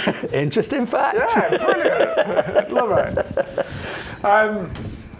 And just in terms of black spot and disease again, water around the rose, not on the leaves. Yeah, that helps with fungal infections. Yes. Yeah, a rose will get an infection if it's under stress. So first thing, make sure it's got plenty of feed. Make sure it's nice and cool and wet at the root. Don't water the leaves. So if you keep the roots nice and damp and cold and fed, it will not go into stress. Once a rose goes into stress, it's like a human. If it's I was going to say, when we're run down, when we're stressed, we're more likely to pick up an illness, aren't we? Yeah, and that's the same with it. Even green fly. I've seen roses in pots that have been dried out terribly, and they're full of green fly. And you think, well, you can see the plant was weak, and it's been prone to being done by green fly. So or mildew. Mildew tends to happen in the end of the year when the weather gets cold. Black spot and green fly is earlier on, but you can zap them with a nose pipe. The green fly, zap them up, blow them off with a nose pipe. Does that work? Yeah. Or you can even mix a bit of. This is an interesting fact. You can even mix a bit of mild soap with your water. Now, I didn't know this. I knew that if you sprayed them, they didn't like it because they've got a waxy coating and it breaks down the surface tension in the soap. But I didn't realise that they've got sphericals. All insects have got sphericals at the side where they breathe through. If you break down the surface tension of the water, they breathe the water in, it drowns them. So even soapy water will get rid of green fly. Wow. So if you're trying to be, obviously most of us are really best to be organic gardeners, so just soapy water will really help get rid of green fly. Brilliant. And another one is get some garlics and boiled garlics, pour the water off, so you've got garlic water, bit of soap, squirt that on your roses. What that does, it'll kill it, it'll get rid of anything that's on there. They hate the smell of garlic.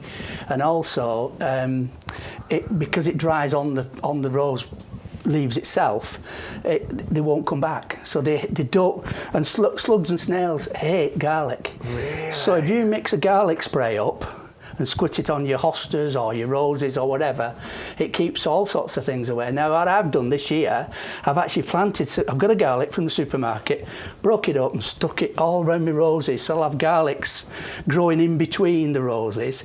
And one of the Dutch growers I went to, he grows nasturtiums, not nasturtiums, tagetes, what's that? I don't know that as well. I know nasturtiums. Marigolds. Oh, marigolds. Oh, yeah, of course. That's not nasturtium. He grows marigolds, and he puts a crop of marigolds in, takes his roses out, puts a crop of marigolds in and leaves it, and the pyrethrum in the marigold roots will just kill everything that's in that soil. So you can, if you plant marigolds underneath roses, or you plant garlics underneath your roses, it keeps the cats away as well, the garlic. It's a really good companion planting for roses. That is a brilliant. Interesting fact. That really is. Because there's some lovely varieties of marigolds as well that you can actually take advantage of. Right, loads more roses coming up though. So for those of you that have just joined us, this is a special show with Dave the Plantman and of course Harkness Roses.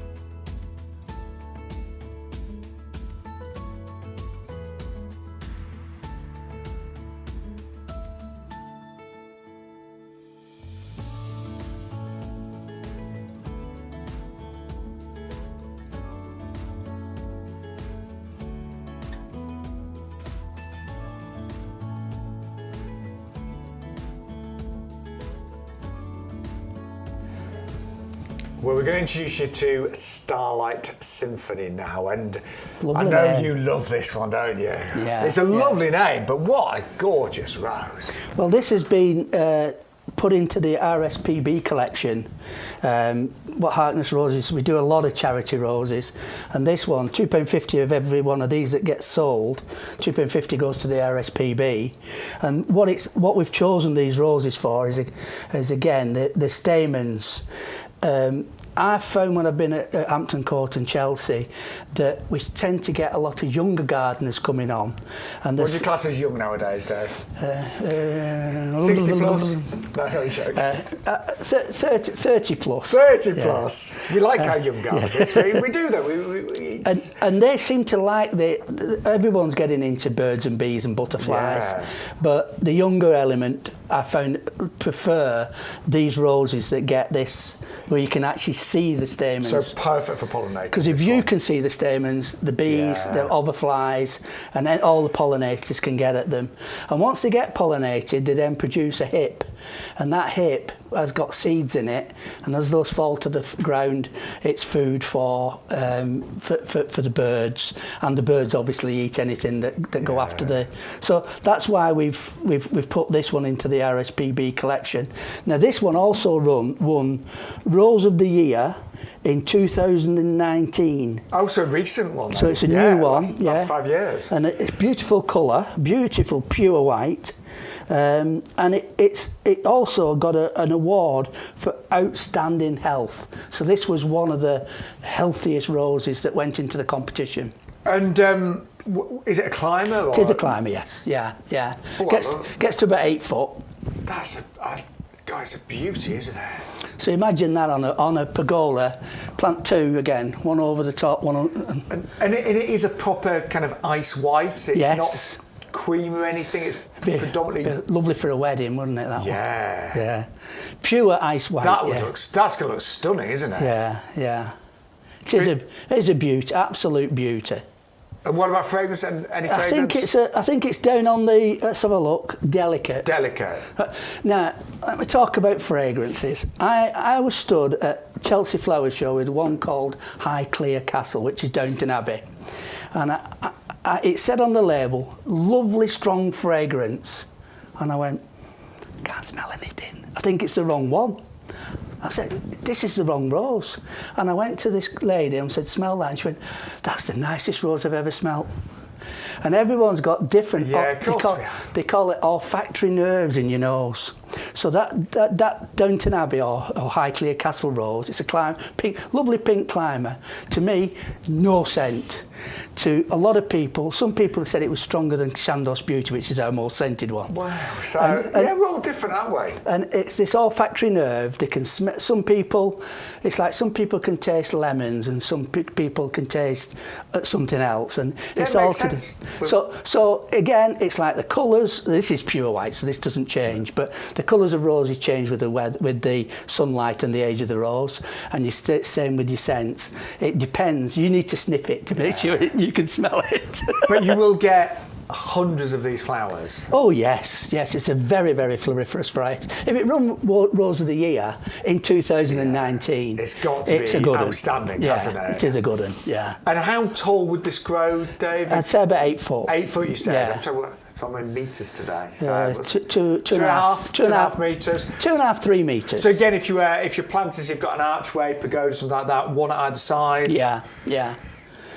And you can actually dry the petals for weddings.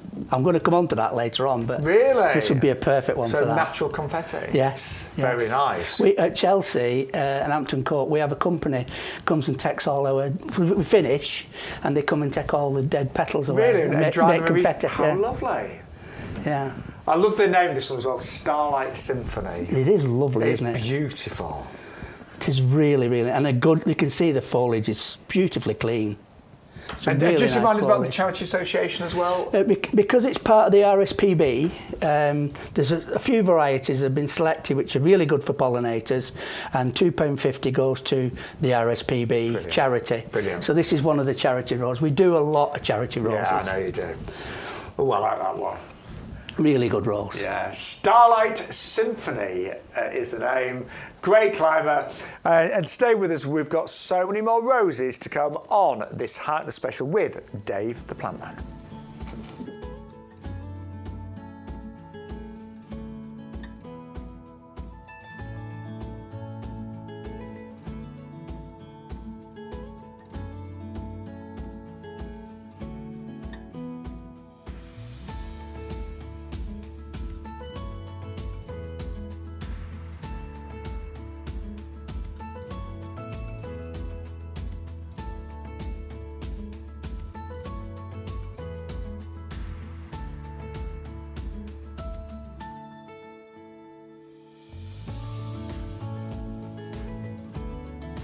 Right, Summer Sweetheart is next, Dave.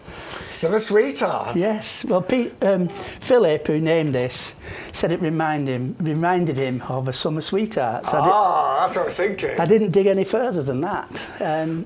This one is very, very prolific flowerer. It gets absolutely tons and tons of flowers, and this is also a really good one for the pollinators. Yeah, you can see. So as I said, a really open rose, isn't it? This is almost going back to the simple roses. Yeah, it reminds me a little bit of a wild rose, doesn't it? Yeah. And obviously, the wilder they are, the stronger they are, the healthier they are, the more related back. It's almost like a thoroughbred rose and a rose.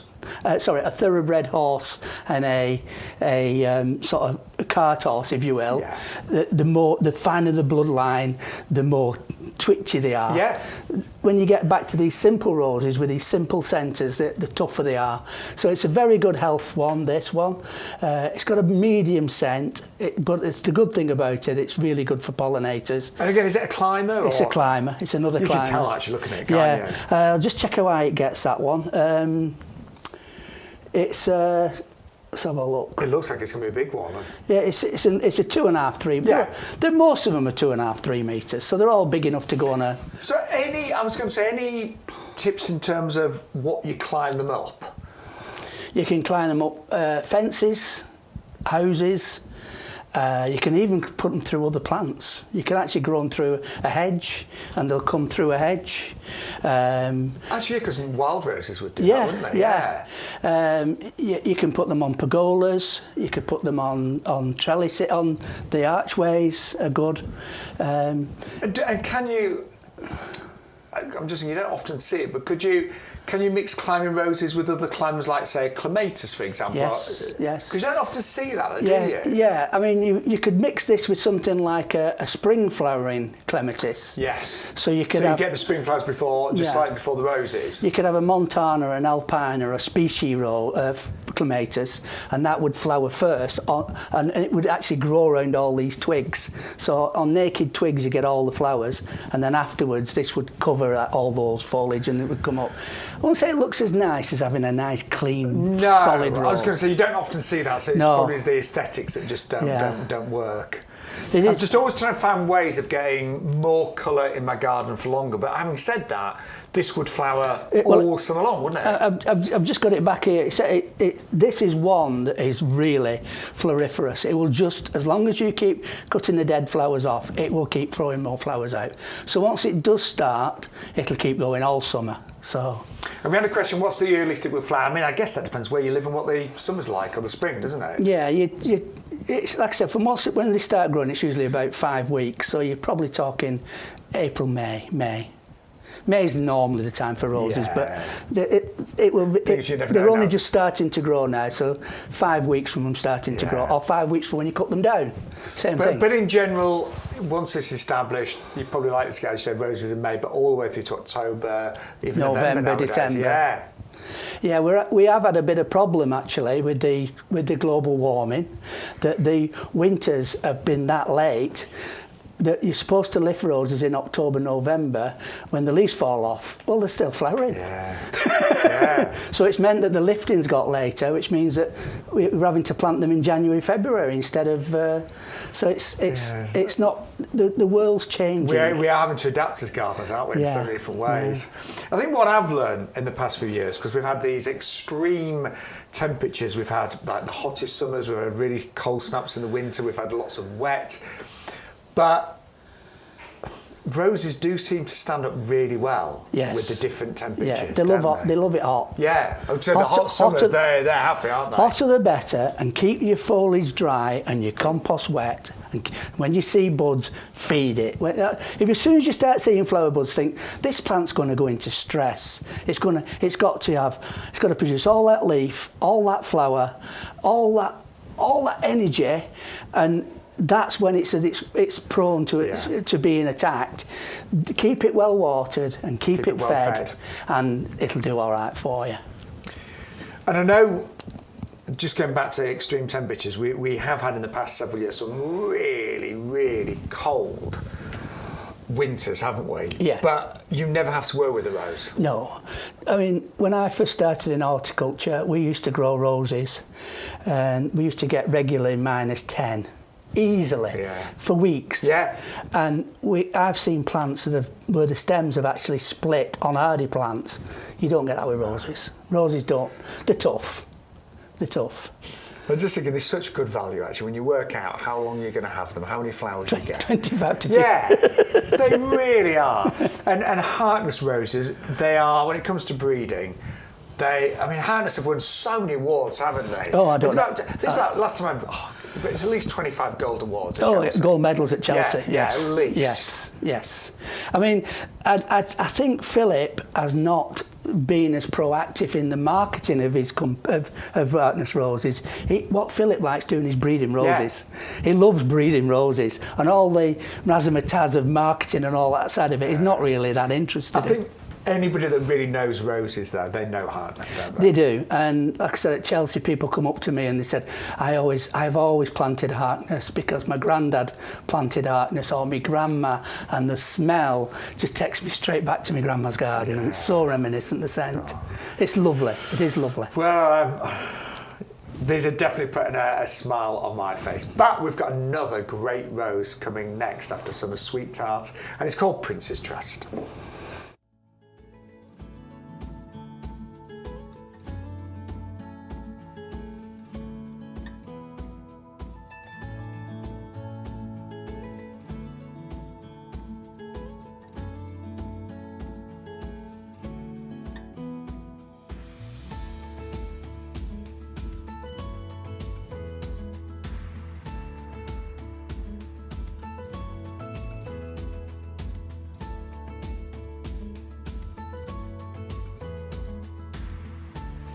Yes, this is Prince's Trust. I'm just looking at that red. It is a real proper red. It's a proper red, yeah. Darker than that. In real life, it's proper. That picture doesn't do it justice. So even more. Proper red. Proper red. This is a proper Valentine's red rose. Yeah. I was going to say, if you're thinking what does proper red mean? Yeah, Valentine's. Yeah. That's the red, isn't it? That's the colour of this one. And it's a climber. And this picture here shows it with a tight centre. This one also opens and you get all the stamens in it. So it's another one that's really, really good for pollinators. Now, Prince's Trust, people think of Prince, it's now King, but this is Prince Philip. This was named after. Oh, okay. This was not Charles. Not Charles. Not Charles. This one was launched to raise money for the Duke of Edinburgh award scheme, and both my children went on the Duke of Edinburgh award, and I bet they loved it, didn't they? Taught them so much. Yeah. Cost me a fortune in rucksacks and wet weather gear. It's all still in the garage. Never used it since, but a great experience. Took them, and this is all about getting kids out of the classrooms or out of the bedrooms, get them in with some scruffs on and get them down into the mountains and tracking across the country. And the Prince's Trust has done a lot. And this one, when it was launched, let me just check when it was launched. Have I got written down when it was launched? Only 2001, so it's another new one. It was launched in 2001 and it raised a heck of a lot of money for the Prince's Trust.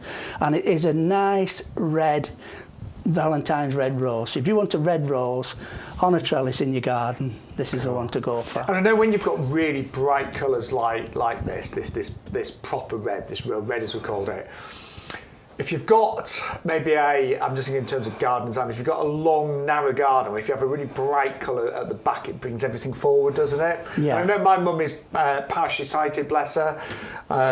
She still thinks I look young. Oh, she goes, like, no, Mum. She can see me if I don't really close. But we have learned with my mum that bright colours at the back of a garden, she can see pale colours, it just becomes a bit of a wash. So bright colours can really bring the garden forward. You notice them so much, and that, as we say, it's a proper red. It's a Valentine's red. Yeah, and this would be a good foil. If you had this on a fence at the back of a border, it's taking up no room. It's just covering up. I mean, how many light panels are there in this country? There must be millions. And if you could put a climbing rose on every single light panel, and then that would mean that you get rid of that horrible wood, and then that's not taking any room out of your garden, and then you can plant things in front of this that will go with the red or contrast with the red. You're right, that's why climbers are so good, because we shouldn't just think of our gardens as being just everything that's on the ground. They are three-dimensional, and so you've got all of that space. And if you go onto your average garden, you often see so many, as you say, fence panels that look so boring. And a fence panel can look beautiful if you look after it and you treat it and you paint it, but they still look boring, don't they? So to use that space and to have climbers up it, it's going to be wonderful. And as Deborah said, you can plant loads in front of that as well. So if you are going up a fence panel, obviously it will need some support, won't it? Well, I was just going to say that. What I've always recommended is you can get sort of like galvanised wire, and you can put 3 lines of galvanised wire across your fence posts, your concrete posts, and you can put them in highlets all the way along, and then you can grow the rows up wherever you want, and then you can get your green garden wire then, and you can tease it and bend it round, and you can shape it in any shape you want onto those 3 struts.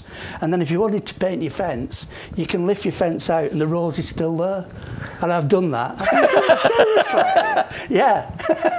Because you just train it. That's a great idea. So you can still paint your fence if you want to. That's a really good tip, actually. Lift it out, and I did one, and the garden is still there. All the flowers are still on the trellis, but it's on the concrete side. So there's a good 2 inches between that and the light slabs. So the light slabs don't rot either, and they get birds' nests and things in them. It's a great way of getting more birds and butterflies and little sparrows eating all the blue tits on the green fly and everything. It just gets more wildlife into your garden. Now, repeat flying again, disease resistant. Did you say about 3 metres this one? Yeah. So quite a big rose. Yeah. They all get to about 2.5, 3 metres. But you bend them. Yeah. If you get, what I like to let them do is put a great big long shoot on, and then get hold of it and then pull it back down and tie it low, and then all those side shoots become top shoots, and then they all grow the following year, and you get.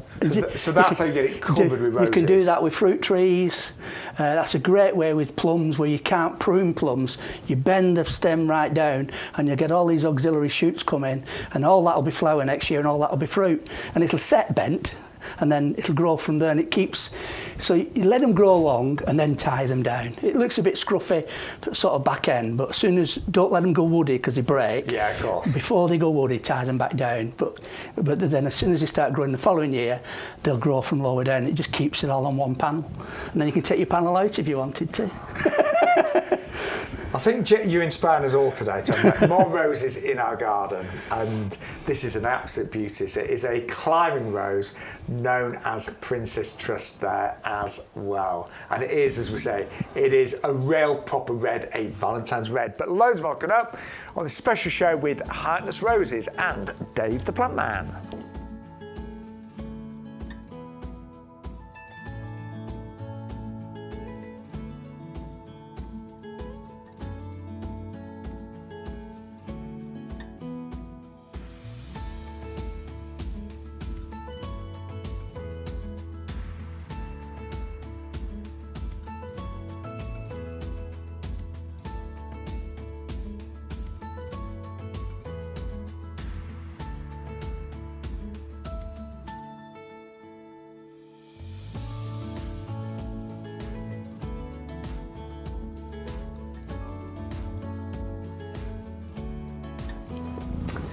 Yes, welcome back to this very special show featuring Heartless Roses, Dave the Plantman.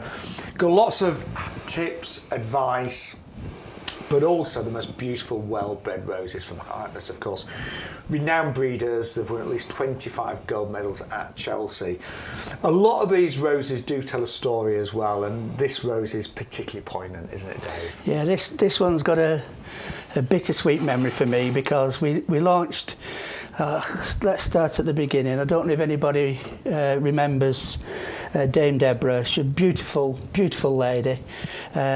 She got bowel cancer at a young age and decided that she was going to call herself the Bowel Babe. I remember. Went out dressed as Pooh, and she was trying to get as many young people to check themselves because she was only relatively young, in her wasn't 30s, she? yeah. And she said that a lot of young women or young men didn't realise that you can get bowel cancer at a young age, and by doing what she did, I reckon she's saved thousands and thousands of people's lives by getting them to check the poo. Yeah, the awareness she created was she turned a taboo subject into a fun subject. She did, didn't she? Bless her. She really and did. she was really, really lovely.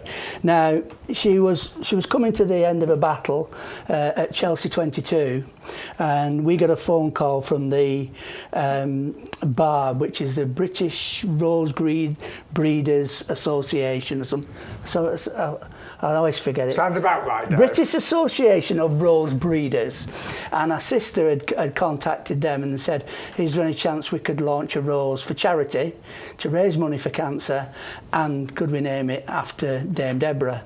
Anyway, this is it. This is it. And what a beautiful rose. And she actually called it, she's named this, I don't think you'll find this anywhere else, she called it Bally Slipper Pink in the middle. Did she? Yeah. Well, I totally get that, actually, don't you? And it's got a beautiful scent. It's a beautiful rose. It's a really good doer. Now, what happened was, we was at Chelsea and we launched it, and we only had one to show because they were all in the field at the time. It was a new variety. And we had a queue of people coming to sniff the rose, and there was a QR code and they were buying it. Click. And I think we raised at Chelsea alone, we raised something like £50,000 really? On the day. On the day. Yeah. And then what happened was she was too sick to come round Chelsea, but she wanted to see a rose. So what happened was she somehow rang us, and we spoke to the RHS. And the RHS, it's unbelievable, I've never heard this happen before. The RHS actually opened at night. They let her come in, and her husband drove her through the Chelsea Flower Show in his car right to our marquee, put her in a wheelchair at the marquee and wheeled her to our rose, and sent champagne down as well. And she had a lovely, lovely evening. So she had some lovely, she had a lovely time with this rose, and it is going on now to raise even more money. I think it's £2.50 for every rose that's sold. £2.50 goes to cancer research, which is obviously a brilliant charity. Of course it is. And it's a brilliant rose. So many reasons to go for this one, isn't there? Yeah, it is a fantastic rose. Now, another story.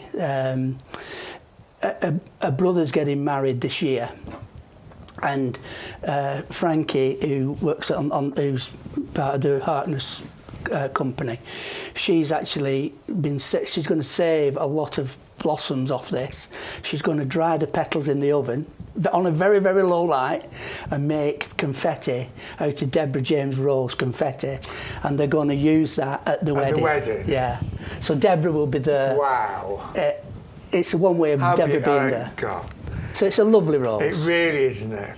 Yeah, that's definitely one for my garden, I think. Yeah, definitely. it is. And just seeing, we just saw some images of this rose.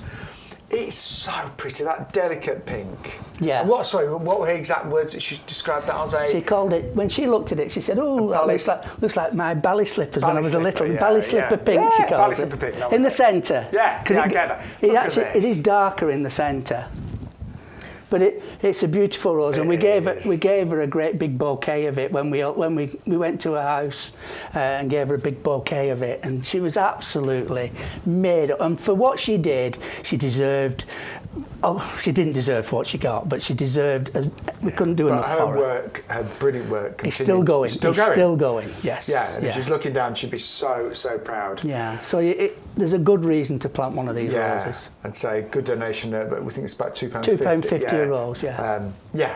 So many reasons to go for that. Yeah, it's this fantastic. one I think would look lovely on mass. Actually, I could imagine a whole rose border. Yeah. On a bed. And now, is it it looks like it's a bush. A bush, yeah. Yeah. So it's is it I know you don't like to use hybrid tea and floribunda, but I'm seeing lots of. It's a repeat flowering bush. I would say it's more of a floribunda. Yeah, I was going to look at this. It looks more of a floribunda. If you want to get technical, a floribunda is a cluster rose with many buds, and a HT is your single rose that you get on Valentine's Day. And this definitely looks like more roses. I would say together. it's a floribunda, but we're trying to. As you say, trying to get away from these. It's a bush rose. Yes. It's a bush rose. It gets to about 2 foot. It has a good scent to it. And it's a lovely. It's white with that pink centre. That bally slipper pink, as she described it, which is absolutely stunning. What a wonderful rose! And although a bit emotional talk about that, so much good has come from her work, and as you say, she would have saved thousands and thousands of lives. The bit you made me smile at one point, Dave, because you said, I've not had the expression for ages, when you're talking about them drying out the petals for the confetti, you said, put it in the oven on a low light. And I've not heard that for years. I remember my mum and dad's, well, my mum's still with us, my dad died many years ago. I remember it was one of these, just put it in oven on a low light. I remember that, yeah. Love it. Well, I come from Wigan, and you said you lived in Leeds, and there's a canal joins us together. There is, yeah. And I get a lot of people say to me, I've got a Leeds accent, and so it's very close, very close. But I did make me smile when you said, put it on a low light. On a low light. Love that. I'm sure that's made many people smile today.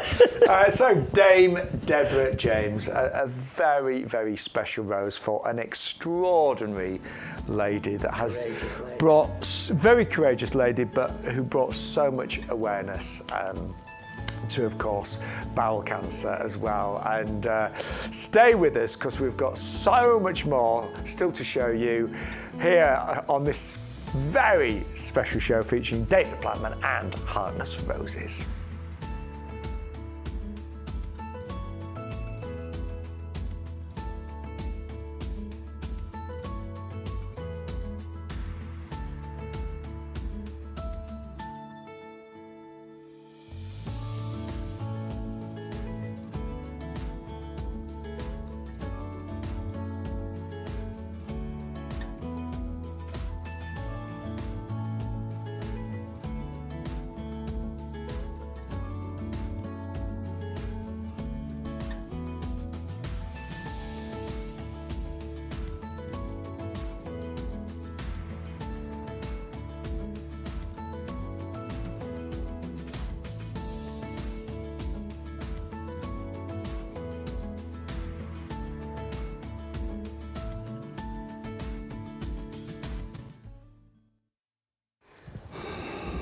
Well, he's got his pint with him. It's only a pint of water today, isn't it? Yeah, sadly. Not coming again. Now we're going to move on to Queen Elizabeth II rose next. But if you were to just give us a general guide to rose care with our Heartless Roses, just sort of like 5 top tips. Don't have to be 5, but just general care. Right. So keep the foliage as dry as possible. So always water around the rose, not on it. Water the roots, not the tops. Keep the tops dry so you're not spreading fungal disease. Put it in a sunny position. The sunnier the better. They love sunshine. You see them in Spain and in tropical countries. Roses love hot weather, but they're really tough. They'll stand the cold as well. Don't let them dry out, especially when they're running up to bud. When you start seeing the buds, that's when the rose is going to be at its most stressed. That's when it's sucking up all its energy, and that's when you need to keep the compost wet and you need to keep it well fed. I can't think of anything. Well, the one thing that stuck out for me, pruning, when you said about the Well, I remembered it, wine glass shape. Yes. I remembered that. Yeah. Fully enough. So to prune, this one's not doing too badly. You want all the shoots to grow outwards. So you've got an all centre, because you want the wind to blow through and keep it nice and dry in here. Because if it gets damp and cold, it's like a bathroom. Yeah. You know, you get mildew. Yeah. So you want good air movement, because fungus doesn't like dry, hot. They like it cold, wet. Yeah. So if you keep pruning it so all the shoots grow outwards, and you want to prune it to a boing stem, so that so not if there's a wispy, flimsy stem. So you've got so that's probably the worst one there, isn't it? Yeah. You see that would be a very weak stem there. So you would prune that one really hard back. But these you just prune them back to an outward facing bud, and you want a good stiff stem to grow from, to give that a support. So you've got 4 boings there and one that's not so boing, so that needs to go. But even them bongs are too long. They want to be down here. You look about 2 buds, 2 inches, 2-3 inches from where it started to grow last year. Now next year you'll be following that stem down and 2 to 3 inches from there, and they will get slightly bigger in time. They creep up. It doesn't have to be too complicated. No. Remind me again of that trial that was done. This is interesting. East Moreland Research Station, they pruned a load of roses perfectly, how you'd been trained to do it, and then they did some with a hedge trimmer. And the flower, you couldn't tell. So bear that in mind. If so, again, I want some roses, but why not quite get the pruning still? Just remember that story. Just go over the hedge trimmer. Yeah. They are such resilient things, particularly hardness roses as well. They've been so well bred and have got decades and decades of experience, won 25 gold medals at least at Chelsea. This is our next rose. It may be our last, actually, sadly. Queen Elizabeth II. Big story in this one, isn't it? Well, this was launched at 2022 at Chelsea for the... it was a Queen's... what was it? Jubilee, the Platinum Jubilee. Platinum Jubilee, Yeah. It was unfortunate. It was the Queen's last Chelsea, and she came through in a golf buggy, and Philip had made and Frankie had done it, had made a bouquet of the Queen Elizabeth rose and the Duke of Edinburgh rose, and they mixed it together, and Philip actually gave her the bouquet. Now normally what she does is give it to a lady in waiting. So a lady in waiting came running up to take it off her, and she went, "No, I want it." She kept it. How touching is that?